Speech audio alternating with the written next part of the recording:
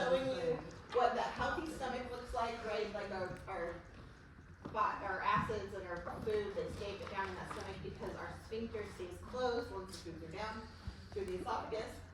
But in this case, that sphincter for some reason is relaxed. It doesn't want to close correctly. There's lots of different issues that can cause that. But essentially it's, they call it an incompetent sphincter, lower esophageal sphincter.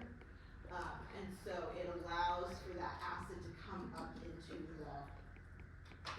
the esophagus. So the stomach has the ability, if you remember, to deal with all that extra acid without having problems with the tissues. So we have all the extra mucosal membranes that really help to protect the actual muscle of the stomach. The esophagus does not have that luxury. And so when this acid gets up into the esophagus, it starts to erode the esophagus, which causes a lot of pain. People call it heartburn. Heartburn because it's kind of right here and it burns. And so they consider that close enough to the heart, I guess. So one of those things that we have to rule out when we're looking at, is it heart, is it esophagus type things. So what are these patients going to complain about? So clinical manifestations kind of are symptoms. So if we think about what they're complaining about, obviously the big one, as I've said it over and over, is pain, right? That heartburn pain. But what other things could they complain about? They might have a cough. The regurgitation feeling. What's that? Bloating. So remember, I mean, you can't have, all those things are guesses. Yes, those are all guesses. Let's think them through though. So I've got acid from the stomach coming up into the esophagus. Mm-hmm. So I'm gonna have pain. When am I gonna have more pain? After you eat. After I eat, because now my stomach is full and it can come back up. Okay. What kinds of what else might I start to notice? What other symptoms could I notice? If it's happening for a long period of time, what else could I notice? I could have weight loss because I end up not eating because I know every time I eat, I'm gonna have this pain. If I have that stomach acid on my esophagus for a long time, what's gonna happen? Like a cough? So, yep, so like they said, like a cough. So you think, well, it's not my lungs, why would I cough? Because it's still something in your throat. It's still right there, right? Yeah, it's still right there. Like clear your throat. You're trying to get, you're like, there's something there, I just gotta get rid of it. So you can absolutely see that. When the acid burns your esophagus, right? Yeah, so eventually I can start seeing a burning of that esophageal lining, and so what would I notice? I'd have pain. Bleeding. I could potentially even have bleeding. Like I could see a little bit of pink sputum to start with. Over time, I mean, this can end up really bad. Like you can actually end up burning right through your esophagus. But initially, yeah, absolutely. I'm gonna have that pain because of that eroding into the esophageal lining, which can cause me to have a little bit of bleeding. You have that burning. It can be all the way up, yeah, right? Burping. So it's, burpee. The waking up in the middle of the night because it just hurts. It hurts, yeah, especially because why in the middle of the night? You're laying down. I'm laying down. So you may have somebody who doesn't even notice it and then they lay down and now it's bad because if they were upright, maybe the gravity kept it in their stomach, but as soon as they change, now the gravity is just letting it go. Or you bend over. Or you bend. Yep. This is the one that's long term, so like you can end up with the Barrett's esophagus, then esophageal cancer. Yeah, if you don't get it treated, yes. Yeah. It also shows sore throat and hoarseness, so going back to what you guys were saying, that it can move all the way up. So if it comes up this way, now I have gastric acid in my larynx area. So I can have sore throat, hoarseness, because messing with all of those kinds of things. Which all can lead to aspiration. All those things, yep, they absolutely could. What There's about, a like- possibility? Nausea? Yeah, it causes a lot of nausea. Yeah. So lots of different things are related. Yes. Okay, so I'm just trying to think if there's anything else on this one. So I gave you a lot of different. So obviously we're not talking about these are risk factors, right? So if we think about I guess this side's risk factors. Or things that make it worse. So we always try to ask our patient, is there something that makes it worse? Is there something that makes it better, right? Whenever we have pain, we want to ask what those things are. So things that we know make it worse. Okay? Spicy foods. Citrusy, caffeine. Anything that's highly acidic, right? And we know all these are highly acidic. Also, alcohol in and of itself can actually cause somebody to have GERD. Why do you suppose in and of itself? Because it kind of has a double effect. Well, it causes the relaxation. It causes the relaxation. Yeah, so it relaxes that lower esophageal sphincter, right? And then it's also fairly acidic or caustic on the tissues. So then it comes back up, and now it's mixed with stomach acids. So now we've got like insult to injury. Other risk factors, something they did put here is weight. So if you gain weight, we know that you tend to have a higher. Why do you suppose weight gain causes increased risk? Pressure on the stomach. Pressure on So like with pregnant ladies, yes. So especially abdominal weight gain, we see it pushing pressure up. So, I mean, that can be pregnancy, but it can also just be, you're postmenopausal and you just start gaining stomach weight, right? Or Would you're, males be more at risk because they tend to have that apple pear shape? Yep. Also, after pregnancy, when the parasite of a child is removed, does the GERD resolve typically itself? it does. Typically it does. that sphincter doesn't loosen. It could. Okay. But typically with pregnancy itself, it does go away. Okay.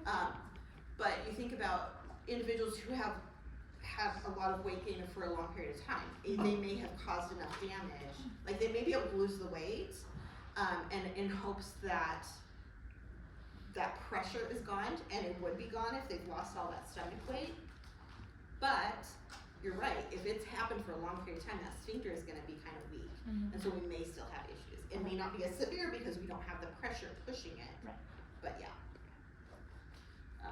So then it's talking about what we can do. So these are like some different interventions that we can talk to our patient about to help, right? So eating smaller portions, making sure they're eating well before they go to bed, so we're not laying down on a full stomach, healthy weight, elevating the bed. I know this seems really weird, but, and I don't, the wooden block, like people, so, I've told you guys about my summer of misery, right? Like, have I told you? I don't even know. I have some where I had to take prednisone for a whole summer. Have I told you guys that? Okay. Well, there was a summer that I had to do that because of my autoimmune stuff. So, I ended up with this really weird GERD because of all the medications that I was on. I actually took nursing books and put them under my mattress.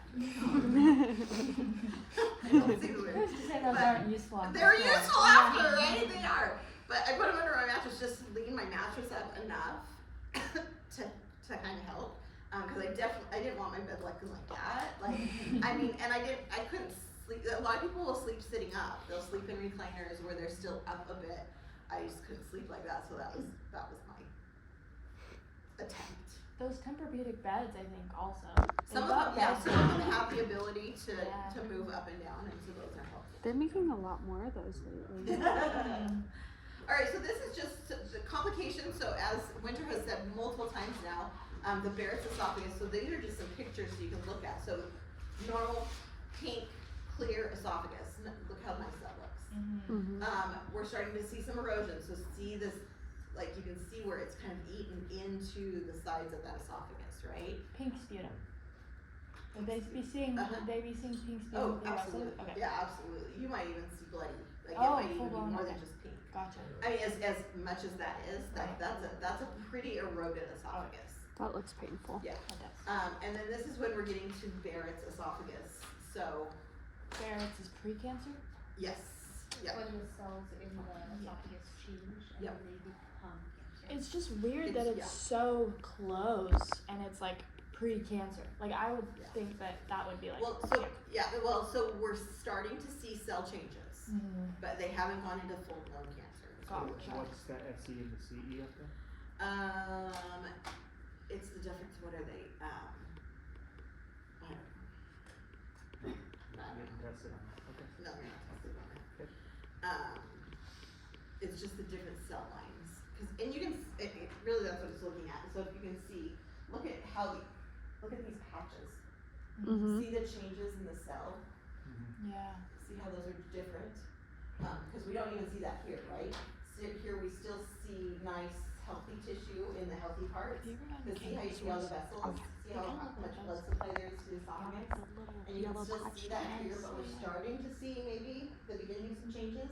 And now I'm definitely seeing these different plaques because the cells have changed structure because of that constant damage.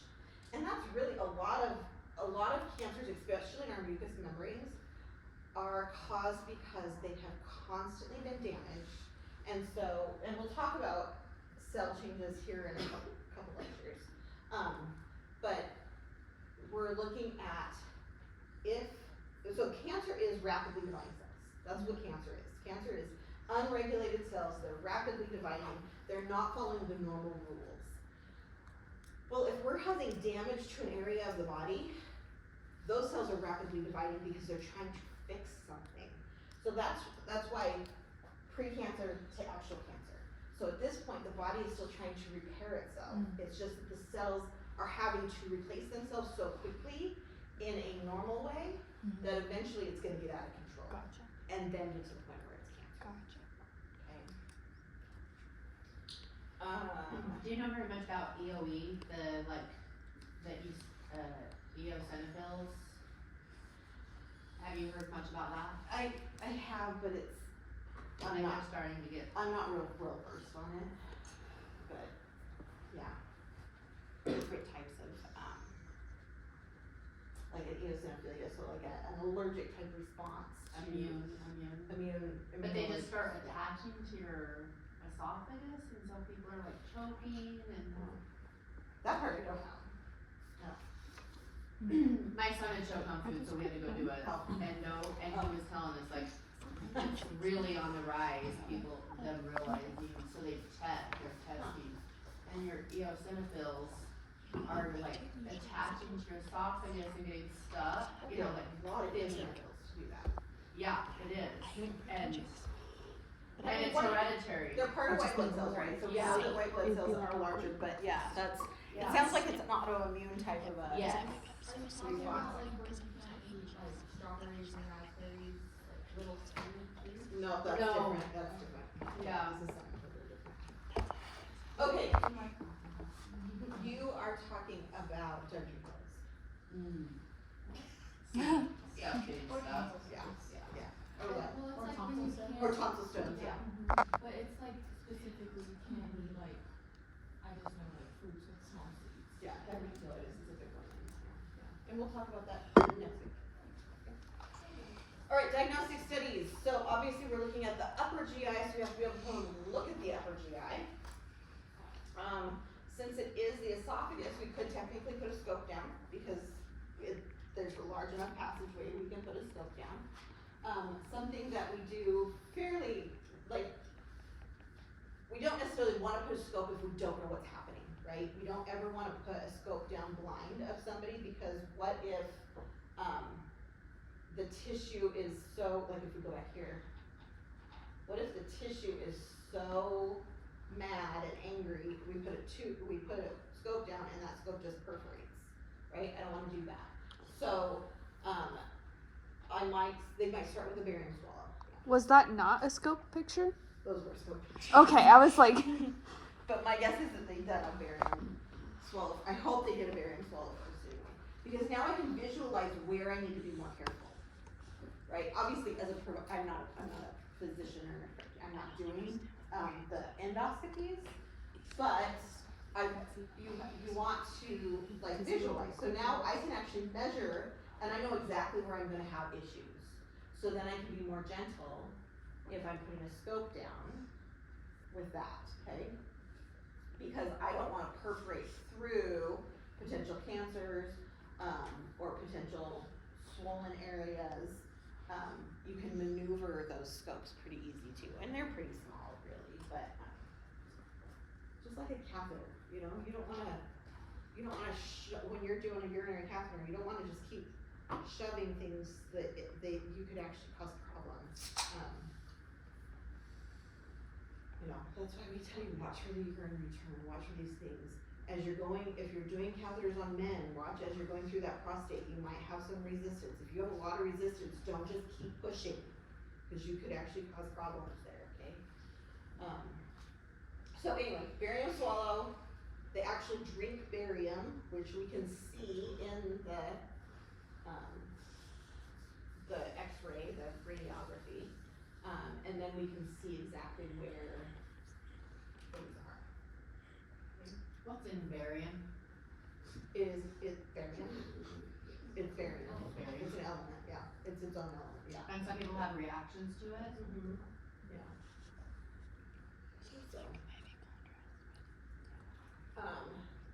So obviously this is a big diagnostic study. We want to do all of our normal assessment type stuff to start with.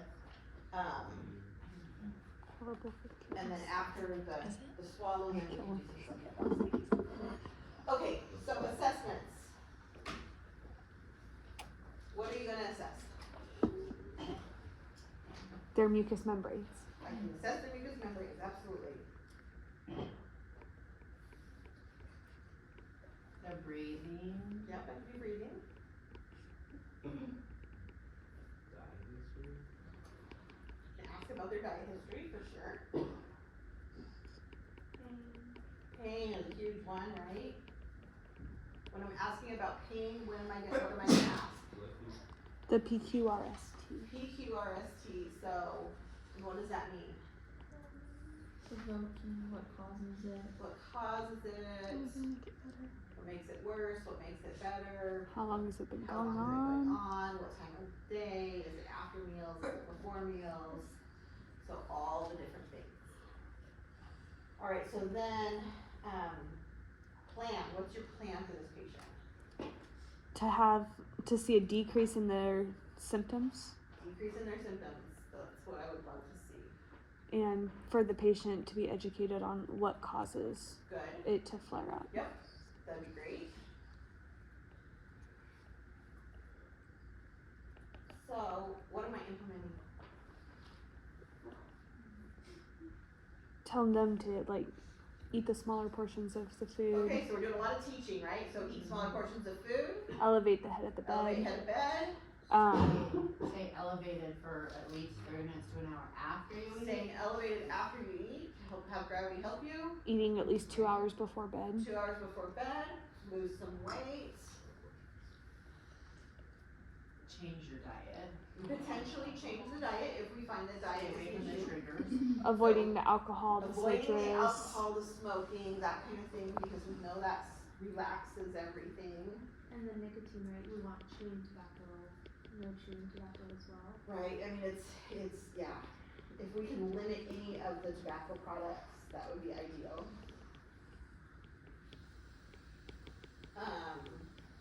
Caffeine, don't forget caffeine is another big one for GERD, so we wanna limit caffeine intake too. I know. Can we have Maybe anything? changing their medicines. We could. I don't know how that turned on. Yeah, we sure did.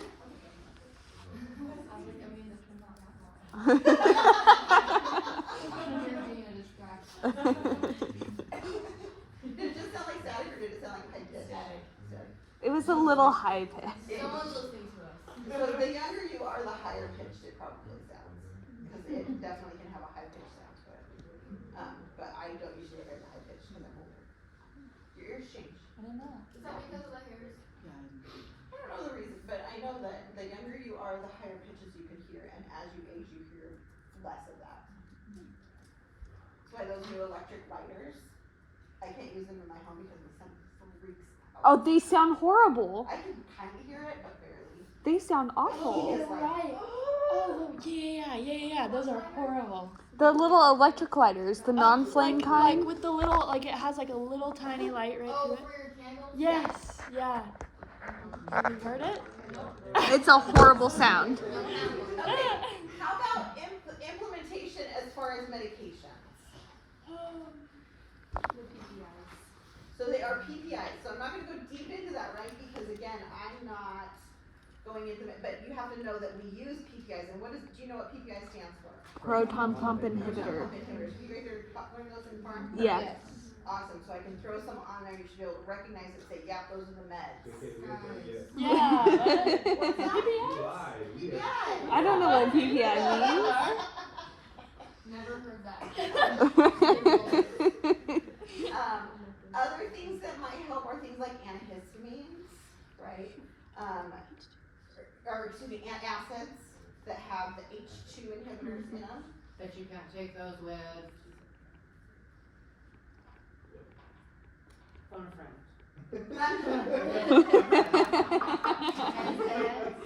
Well, there's other medicines. Well, do you want to take NSAIDs if you have this? No. So we know that NSAIDs can erode the stomach wall. So definitely, if it's coming back up into the esophagus, it can erode the esophagus. There's several. And you guys remember the issues with proton pump inhibitors, right? Like long-term use of proton pump inhibitors?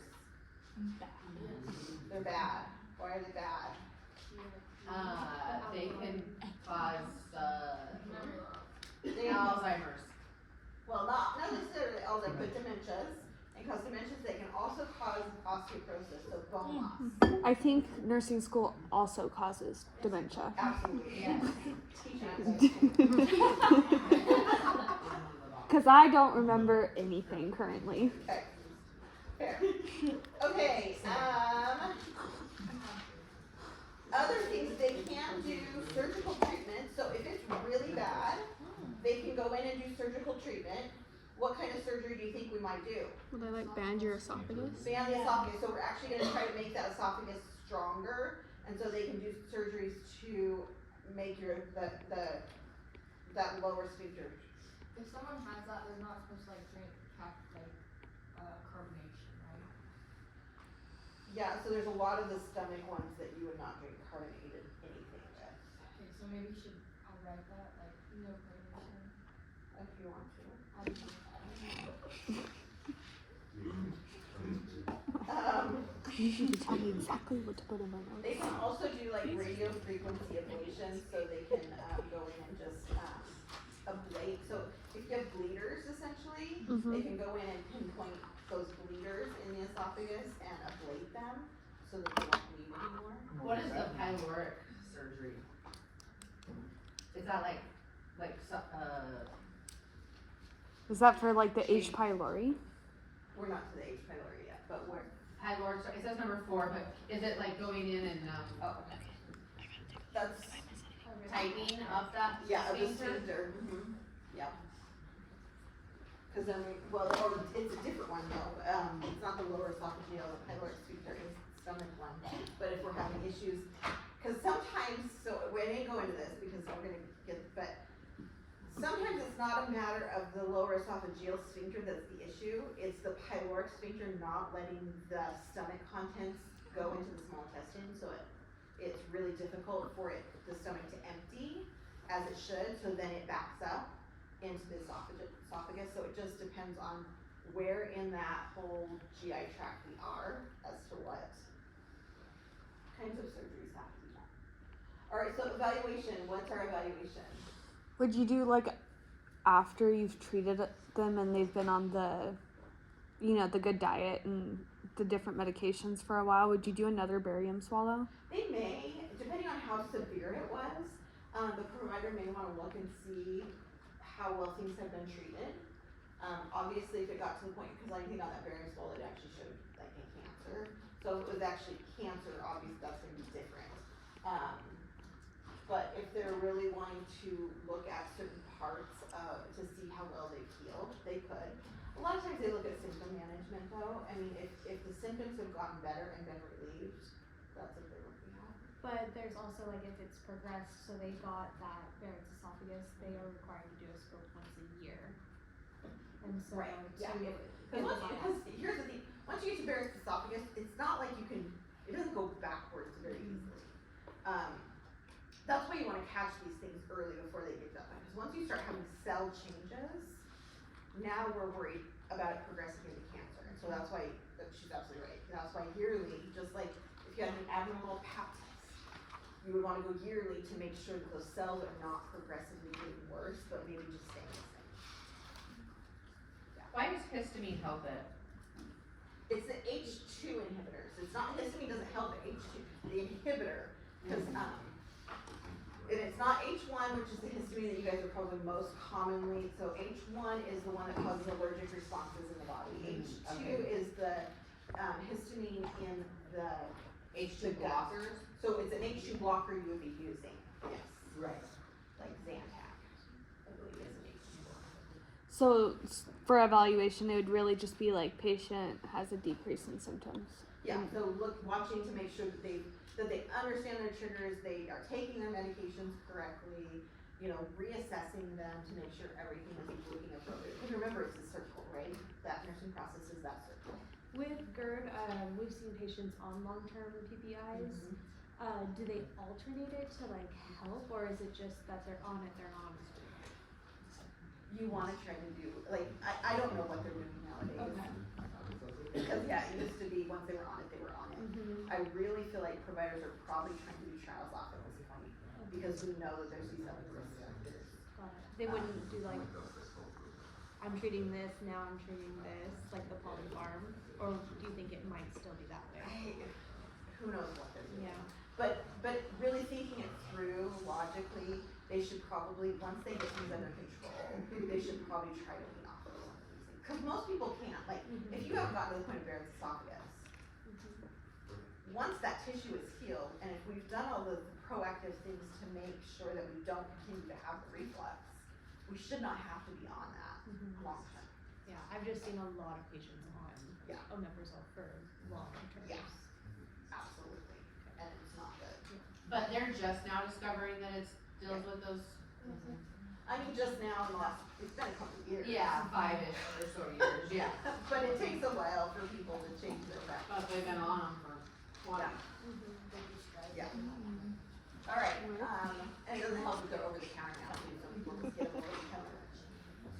Okay, peptic ulcer disease.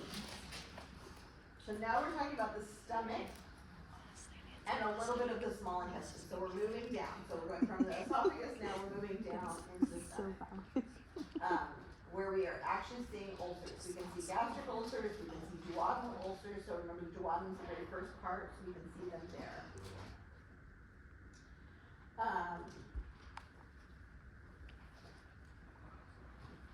When we're looking at this, obviously we're having some erosion, right? So we've moved through the mucosal lining, and we've actually started seeing damage to the tissues of the stomach itself, that muscular of the stomach. When we look at gastric versus duodenal, I mean, there's some statistics, again, you don't remember statistics per se, but women are more likely to have the gastric than men. And usually they're older, over the age of 50. Duodenal is usually in our younger population, more like 30s and 40s. Can you tell us like why that would be? I don't exactly understand why, to be honest. Is that It's like probably, across the stomach? so it's, oh, this one you mean? Yeah, like. Oh, why you you would said have the one? younger. Yeah, I don't know exactly why the age difference. My guess is just because it takes time for these to develop. And so it takes time to break down those tissues enough to get to ulcer point. But the most common reason for both of these is H. pylori. So H. pylori is an infection targets, these areas. In fact, here, that's pretty much the main one for the duodenal is infection. For the stomach, there's other things that can cause that breakdown. So your NSAIDs again, if we have bile that's refluxing back up, because remember the stomach, there should be bile in the stomach. That's not normal. Bile usually is dropped into the small intestine. So basically a foreign substance that the stomach should not have to usually deal with, can cause that as well. But H. pylori. And if we're taking a lot of like, antacids and stuff like that, that are killing the, Not the greatest thing to do, right? yeah, what's it called, the acid, then we're at a higher risk You for are at a higher risk. infections. You are at a higher risk for the H. pylori. I mean, then on the flip side, then we add that back to treat it, but it's more regimented, right? Because we're adding antibiotics as well. So yeah, when you change the acidity level of your stomach, you are just like everywhere else. There's normal flora that's supposed to be there. There's a normal pH that's supposed to be there. Whenever we interrupt that within our body doesn't like it. It wants homeostasis. So as soon as we move away from that, we start seeing potential complications. Okay. Let's see, anything else?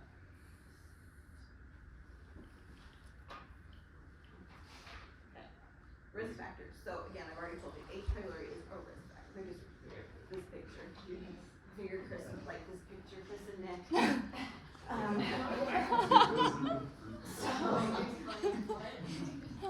What? No, Chris and Nick.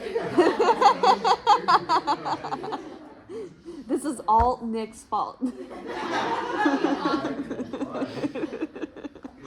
H. pylori is really our biggest risk factor. So you will see a lot of testing for H. pylori if you are worried about ulcers at all.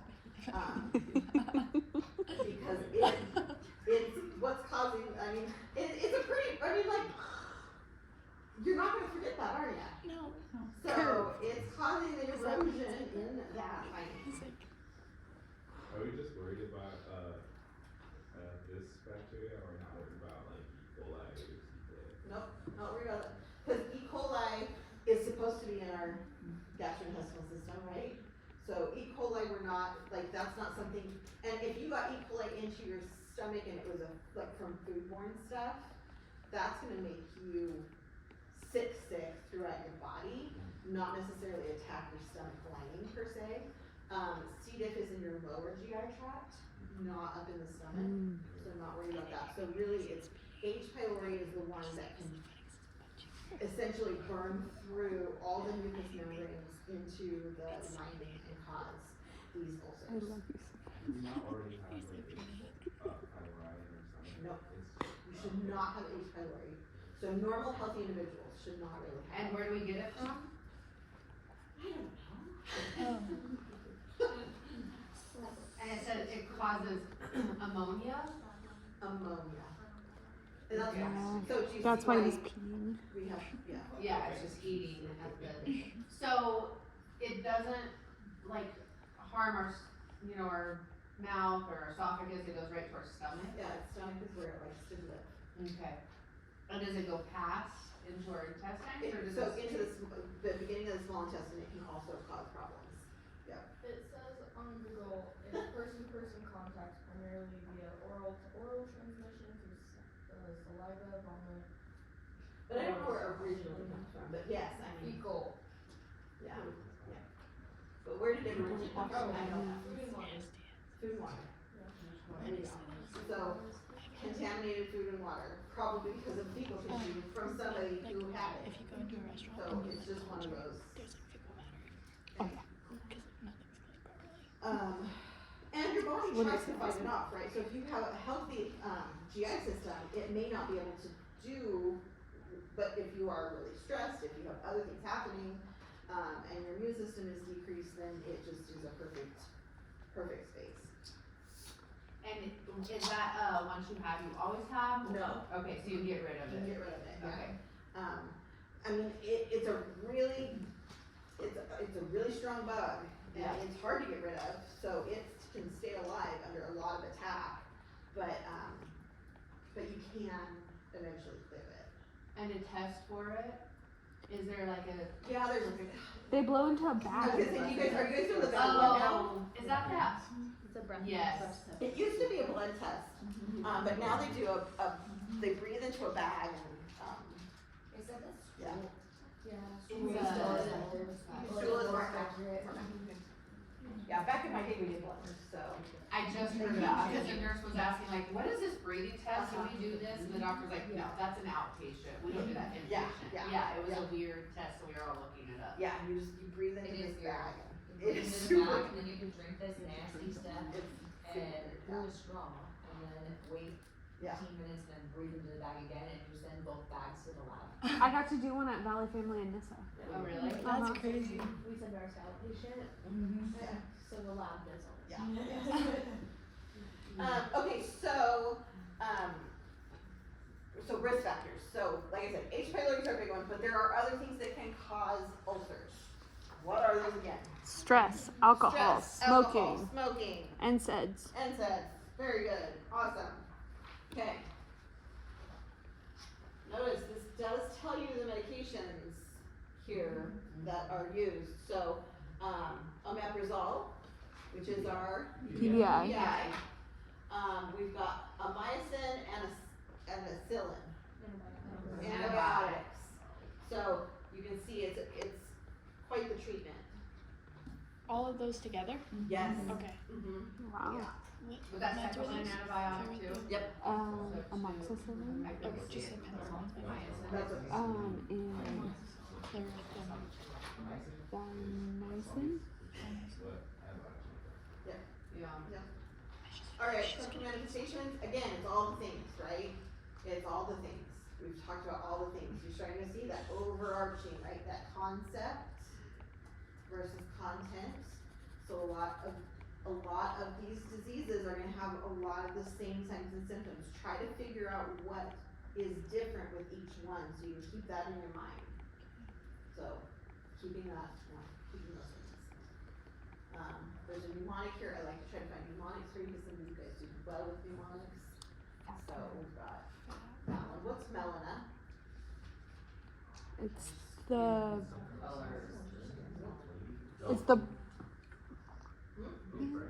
What about it? I have no clue. Bloody tarry stools. That's what melena is. So stomach ulcer symptoms, is this different than the peptic ulcer?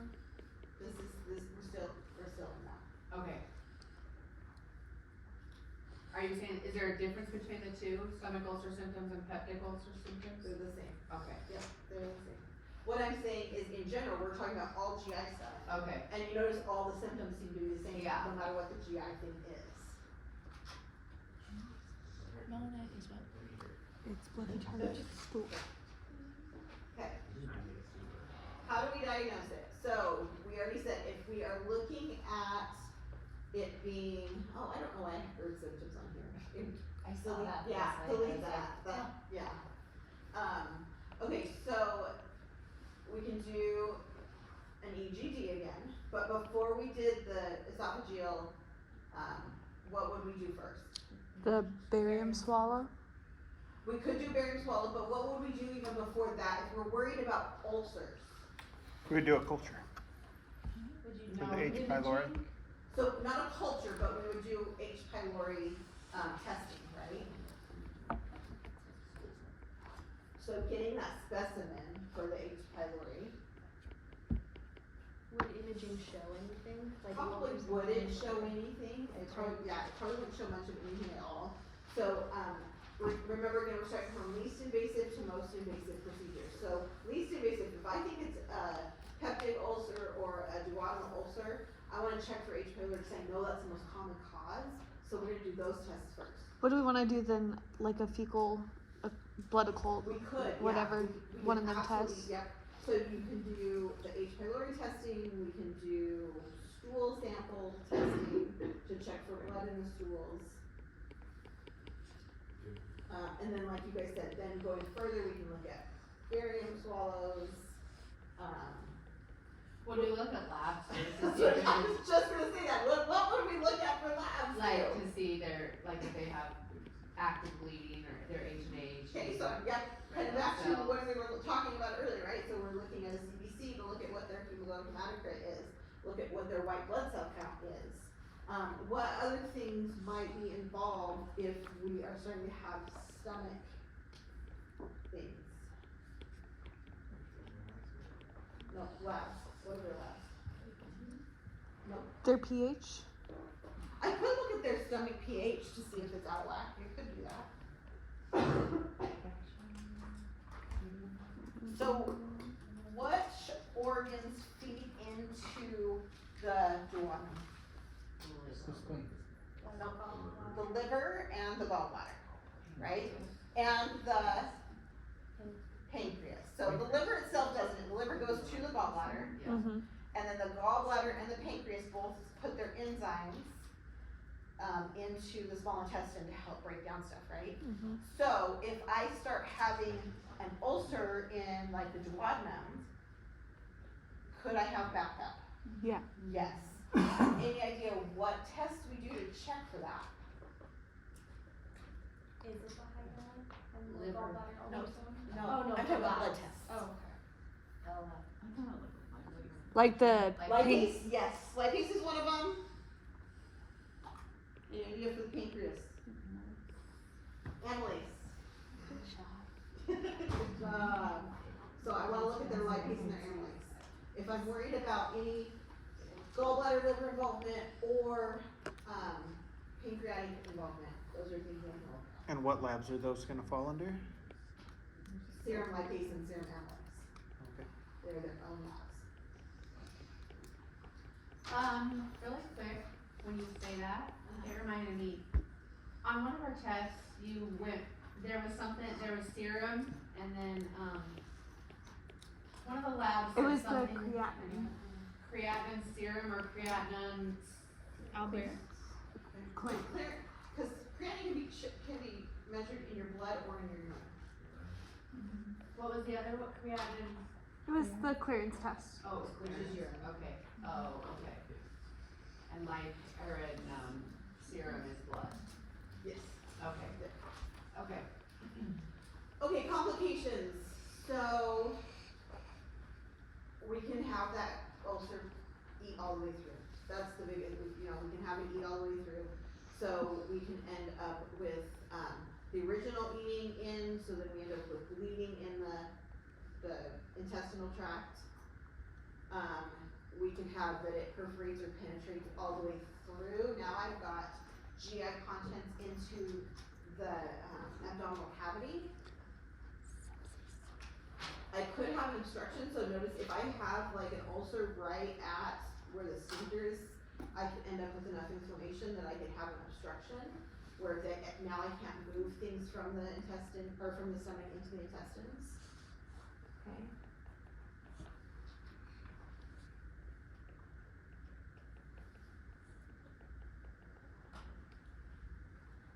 So how am I gonna take care of them? So assessment. Abdominal, vital signs, pain. Yeah, all those things, right? All the same things we've been saying over and over again. We wanna also assess what risk factors they may have to determine, are we worried about H. pylori? Okay. What's your plan? To get them to know their triggers. What's that? To get them to like know what causes it. Okay. Pain relief. I mean, our overall plan is to hopefully get rid of the ulcer, right? So if it's H. pylori, treating the H. pylori so that we are back to normal.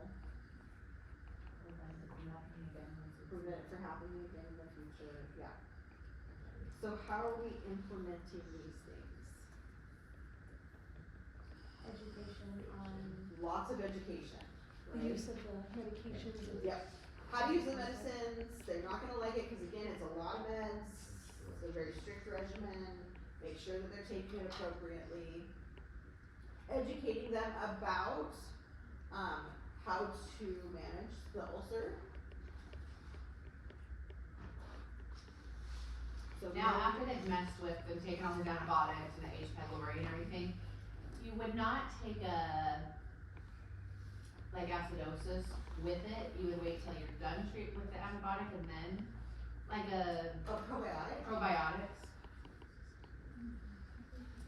I mean, it's Does probiotic. it counter, is it It's count- yeah, counterintuitive to yeah. take it at the same time, so you'd wait till you're done with the course of antibiotic and then recommend that they take that to restore? Potentially, yeah. It's the stomach, so those things are better for the lower part of the intestinal tract, but they can help a bit in the stomach if it hurts. Okay.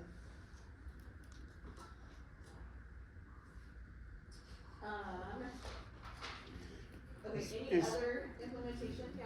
Yeah, would manage stress kind of fall? Oh, yeah, under manage this? stress, so talking to him about stress management, especially if we're worried about it being just a stress ulcer, right? But even if it's not, even if it is H. pylori, could the stress make it worse? Yeah.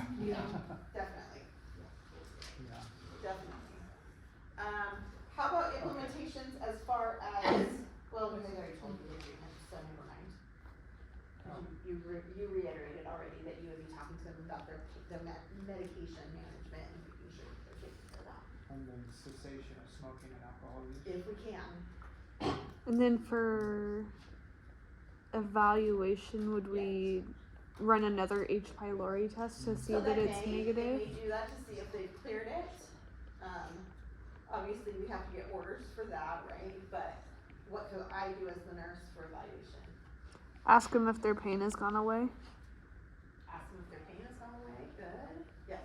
Just to clarify, we don't even know about Cushing's ulcer or Crohn's. She just like the drawing of the guy smoking at the bus stop. So, You pain like control, what else? What other evaluation measures would we expect? Those labs would be within normal range. Okay, my labs are within normal range, Make sure that they've been taking their medication. okay. So they've committed to understanding their treatment plan and continuing with their treatment plan. I would wanna see that they're getting better, not getting worse.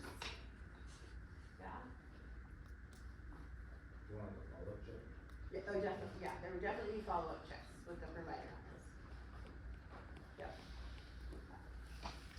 Alright, last but not least, upper GI bleed. So we've seen that pretty much everything we've talked about so far can lead to an upper GI bleed. Mm-hmm. So when we're looking at that, we can have bleeding in the esophagus, we can have it in the stomach, we can have it in the duodenum. It can be because of the regurgitation causing, tissues to become more friable or more, delicate. It can be because of perforation from the stomach from like an ulcer, or the duodenum from an ulcer. Things that, we may notice, so we've already talked about the bright red blood, we talked about the melena. When I talked about, you can also have the darker blood, if it's sat for a while in the stomach, and you can vomit that up. Any idea what that actually looks like? Coffee Coffee grounds. grounds. Coffee grounds. So as it is, digested a little bit, it tends to look like coffee grounds, cause it's a little black. What looks like that? The blood? Yeah, the emesis, the blood that comes out, yeah. So when I was looking at this last night, the difference of the lower and the upper, that ligament of Trex, whatever, it looks like it goes right through the stomach. So how do you, It goes in, but it's around it. but even around the stomach, like if the stomach is a organ and it's around the stomach, how do they It's not- differentiate? I don't stress so much about that. Just, this is what I want you to think. Upper GI bleed is going to be stomach and above. Okay. Lower GI bleed is going to be small intestine, large intestine. So the duodenum will fall under lower GI bleeding? It's kind of right in the middle. Okay. Okay. What?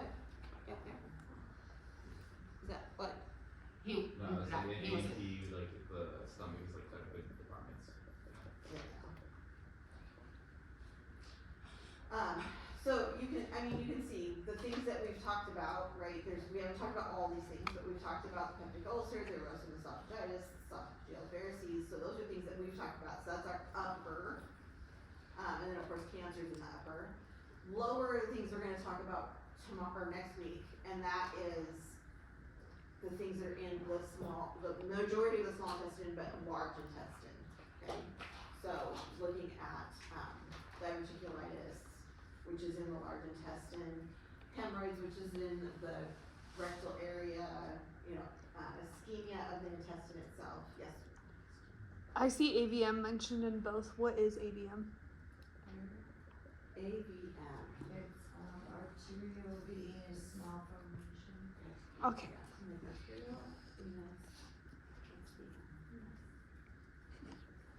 Will we talk about polyps too, or? I can't remember if I talked specifically about polyps.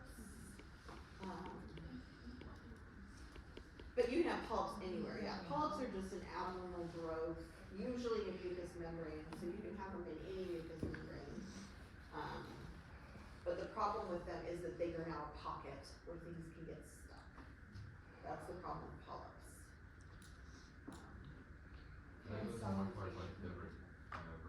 Diverticuli, definitely you see polyps. But you can see polyps in the nose, in the sinus area, you can see it in, the vagina, like, you can see polyps in lots of places of the body. How come they just they remove them just because of blockage? So it can cause, there's a couple reasons. So one, it can cause an outpouching where then we can end up with stuff going inside of it, which can cause problems. Or it can be an encroaching type polyp where it can cause an obstruction.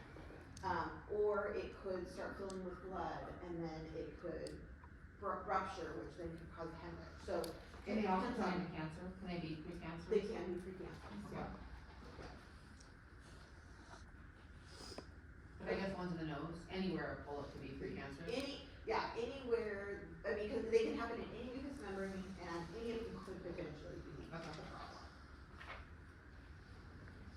Okay, so diagnostic studies. So the biggest, this is just one type of an image, but we need to get imaging. That's probably the biggest, is some type of imaging to see where the bleed is coming from. Obviously, before we did imaging, what kind of lab tests would you anticipate? H&H. I want a CBC, I wanna know what's happening with our blood count. Any other labs that you might wanna think about, so we're having active bleeding? Okay, maybe type across if we have to, transfuse. What else? Blood. I could do fecal occult to see if there is blood in the actual stools.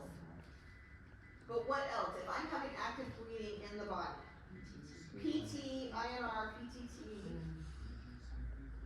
I would absolutely do a metabolic profile, so metabolic panel, because I want to look at what their electrolytes are doing if I'm having bleeding, right?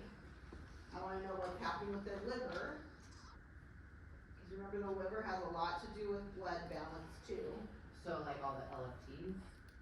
Yep, within our CMP.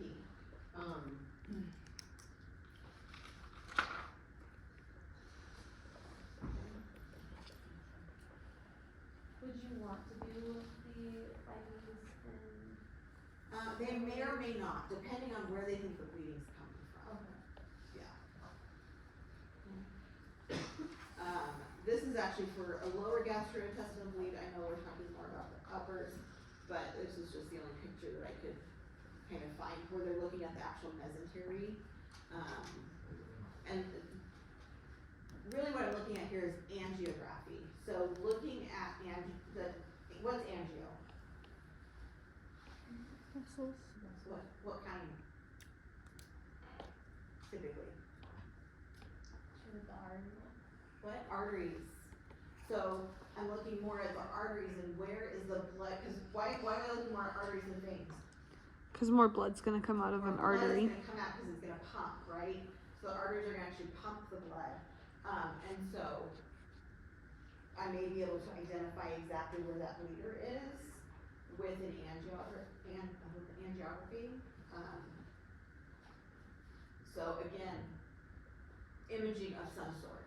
So something so I can look, so that the provider can visually look in the cavity where I think the bleeding is happening. Okay. I'm not familiar with the IMA.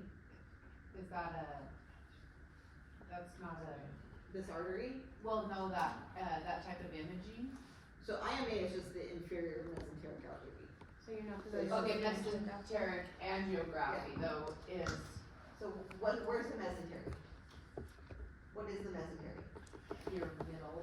It's what's holding the intestines in place. So it's all the stuff that holds your abdominal cavity together, basically, the mesentery.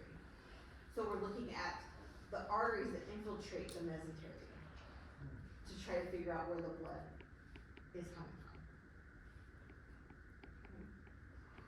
So would that be a, like MRI or CAT scan or like what imaging would be best for that? CT It's, angio. yeah, I think it's CT angio. CT angio. This would be with contrast, correct? That's further than I know, because the providers. This is not showing contrast, so I don't. It's one test. Should we do it with and without? Because it has the CT head image. Alright, so, pairs. So assessment, if I'm having a bleed, so now we're thinking about bleeding internally. What assessment things am I going to specifically be looking at? Blood pressure. Oh, yeah, why blood pressure now? Because they could be going into hypovolemia. Okay, and what would their blood pressure look like? Low. It would be low. What else? Cap refill, veins, Okay, why, what would you expect? reduce blood flow so it takes longer for cap refill. Cap refill would be longer, Because if you're bleeding, your blood pressure low and your heart rate will go up. your heart rate will go up, yes. I could see abdominal distension if I'm breathing into the abdominal cavity, yes. Uh-huh, good. What else? Neurologic, like signs of hypoxia. Okay, so if I have enough bleeding and I'm going into hypovolemic shock, then now I'm starting to worry about how well am I perfusing other organs, yeah. So if all the blood is going here and filling up the abdominal cavity, how much am I getting perfused through the rest of the body? Awesome. We'd expect the respirations to maybe go up at this point. Probably with the pain and the fear, and so in the early time period, yes. So what are my goals then? No more bleeding, that's a great goal. To find the source of the bleed. Find the source of the bleed, yeah. So identifying and treating that cause, making sure there is no more happening.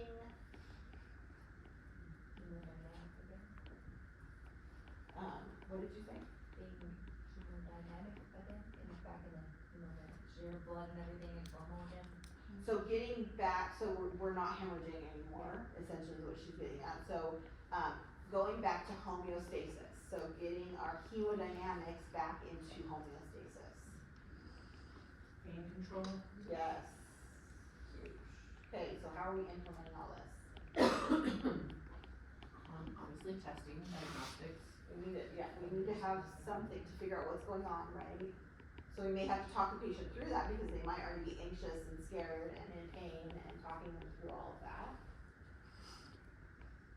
Education on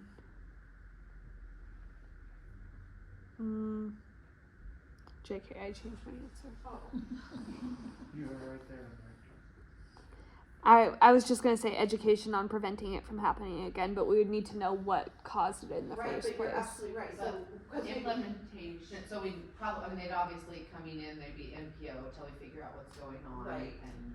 but looking at, like, going back, so if we think about our holistic care, because nurse is holistic, right? We're not just like treat. We want to figure out what happened so that we can care for this patient holistically. So why did it happen in the first place? What were their risk factors? Now, it's not something we're going to be teaching and talking about as we're dealing with the emergency of the hemorrhage, essentially. But after we've gotten through the scary part, now going back to what were the causes, you know, what led us up to this and how can we decrease that? Are you, for like all of these, more susceptible to get it again once you've had things happen? So we know that scar tissue does not heal to be the same tissue as it was before.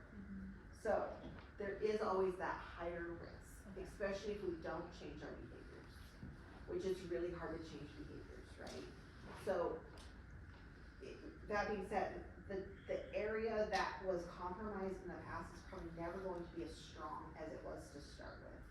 So it does set them up for potential. So you're like saying, because we're talking upper and lower, right? But so say like in the beginning assessment for medications, like, oh, you take a lot of NSAIDs. Yeah. Oh, okay. Yeah, we need to probably slow down on that or figure that out or yeah. Okay. Yeah. The lady. Would they be going home on a medication at this point so we could talk about like medication adherence? So what medications might, so let's think about it. If they had a bleed, what kind of medications do you suppose they might be going home on? Yeah, antibiotics. What? Antibiotics. Potentially, I mean, that's a potential, right? Especially if it's a bleed from the GI, because we're gonna have GI stuff in there. Well, if they get a transfusion, is there any meds for transfusions they go home with? Like anti-clotting or? Would they get like vitamin K? No, not I didn't know if there was any, I don't know about transfusions. Yeah, but if they lost blood, what are you worried about? Their hemoglobin. Anemia. Yeah. So if I have somebody who has anemia, what am I going to be talking to them about? Iron supplements. So iron, so it could be supplements, but what else? Spinach. Which foods are high in iron? Yeah, what foods are you willing to eat that are higher in iron so we can get this back up to where it should be? If we're giving them iron supplements, what other medications, or what do we need to tell them to take it with? Vitamin C, Vitamin C, not milk, not okay? Calcium tends to bind with iron and then we don't absorb it. Vitamin C helps us to absorb the iron better. Also, they'll probably be on like PPIs or H2. It depends on what was happening. That one's don't know for sure. Oh yeah, so we're sending them home.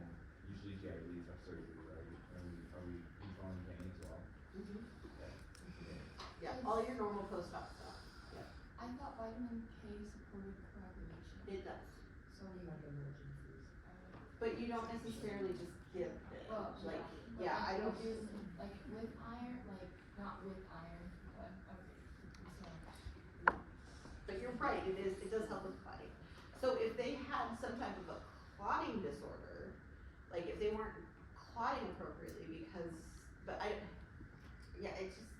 I'm not putting those together. I'm just thinking that my dog had her release and it cost me a lot of money. Yeah. But we got it fixed and they gave him vitamin K during his transfusion and then I had to give it to him every day for like a month.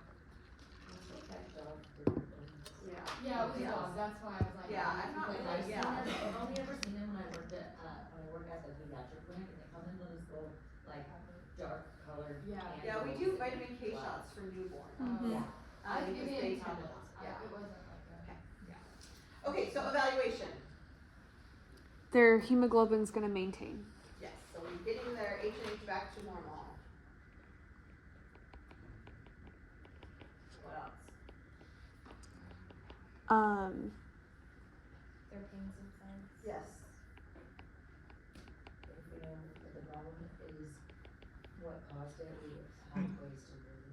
Okay, And maybe treating that problem so it doesn't happen again. so it doesn't happen again, perfect. Patient understanding. Management, diet changes, stuff like that.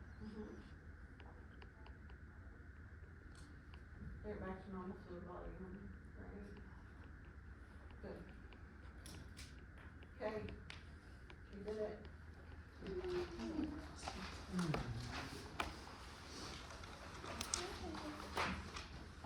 Look at us go.